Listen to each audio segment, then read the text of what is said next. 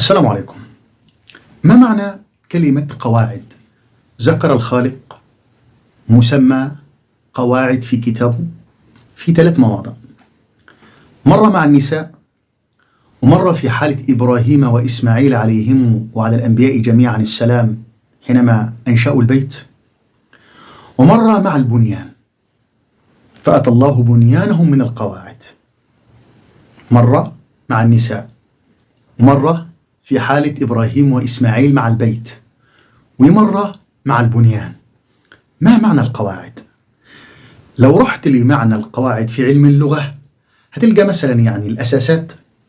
لا، طبعا القواعد احنا المفهوم عندنا العام قاعدة البيت هي أساس إنشاؤه، البداية من تحت يعني، ده المعنى طب انت لو طبقتها على المبنى امال على النساء تنفع؟ ما تنفعش. المهم خلاصة القول عشان ما ادخلكش في متاهات، انا هجيب لك المعنى مباشرة من علم الجذر الأول عربية المسجل بواسطة الخط المصري القديم.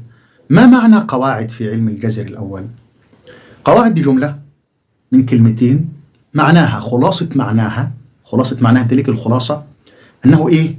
شيء أبلاه الزمن، اسمها كده قواعد، ومعناها شيء أبلاه الزمن، أو هو أشياء قديمة أو حدود قديمة، هو حد زمني للأشياء بس قديم في القدم،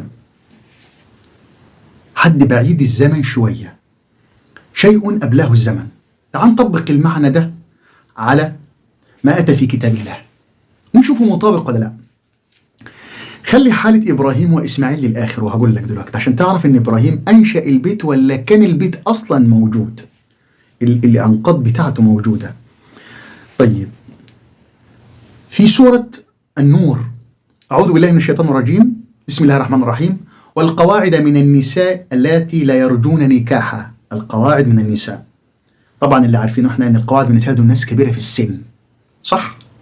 خلاص، ناس كبيرة في السن، ستات كبيرة في السن، امرأة كبيرة في السن تسمى القواعد. ليه؟ لأن هي مر عليها فترة زمنية أدى إلى أن الزمن أبلى الرغبة الجنسية فيها، أبلاها الزمن، وصلت لحد معين زمني انتهت منها مثلا شهوة النساء، يبقى الزمن أثر فيها. الزمن عمل إيه؟ أثر فيها، عشان كده لا يرجون نكاح، خلاص انتهى عندهم، صح كده؟ يبقى كده دول أبلاهم الزمن ولا لا؟ انتهى. طب تعالوا نروح في حالة البنيان. قد مكر الذين من قبلهم فأتى الله بنيانهم من القواعد. يعني من القواعد يعني من خلى البنيان وصلت لحد القدم، من القدم، البنيان اللي لسه بنيينها جديد، ربنا خلى الزمن سلط عليها الزمن، خلى البنيان ده وصل لحد القواعد. يعني ايه؟ بيجي قبله الزمن، فلما البيت يبليه الزمن معناه خلاص وصل لمرحلة الانهيار فبدأ ينهار. خلاص. تعال في حالة إبراهيم، وإذ يرفع إبراهيم القواعد، دي أنقاض قبلها الزمن موجودة في الأرض، وبدأ إبراهيم يرفعها من الأرض، من البيت، من الموضع. الدليل اللي من البيت من الموضع، ما البيت معناه الموضع، الموضع المختار الذي اختاره الخالق في الأرض. ليه؟ موضع مختار، البيت الحرام، البيت المغلق، الموضع المغلق، ليه معاملات خاصة.